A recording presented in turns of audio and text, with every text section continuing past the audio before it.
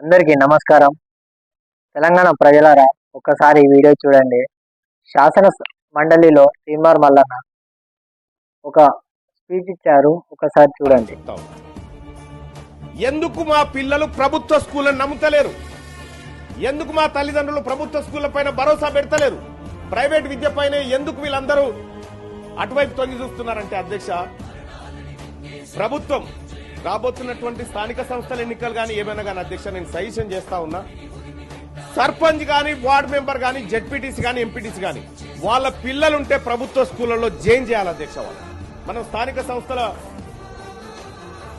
సంస్థల్లో ఆ నిబంధన తీసుకొస్తే ప్రభుత్వ ఆ ఎంపీటీసీ కనుక వాళ్ళ పిల్లగాడు గవర్నమెంట్ స్కూల్లో ఉంటే గవర్నమెంట్ స్కూళ్లలో టాయిలెట్ లేకుండా ఉంటుందా అధ్యక్ష? వాళ్ళ స్కూళ్ళలో బోర్డు లేకుండా ఉంటుందా?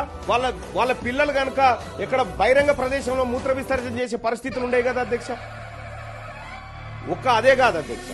నేనేమంటున్నానంటే, ఈ వీడియో ఎందుకు పెట్టానంటే, మీరు ఇలాంటి నాయకులు కదా మన గురించి మాట్లాడేది. ఇది కదా మాట్లాడాల్సిన విషయాలు.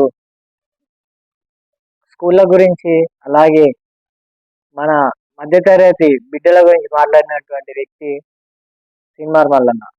మీరు ఒక్కసారి ఇలాంటి వాళ్ళని ఎన్నుకుంటే మన గురించి ఆలోచిస్తారు కదా. మీరు వేరే వాళ్ళని ఎన్నుకొని వాళ్ళు కార్పొరేట్ విద్యా సంస్థలకి అరికడతారు. మనం ఇలాంటి వ్యక్తులని ప్రోత్సహించాల్సిన అవసరం ఉంది.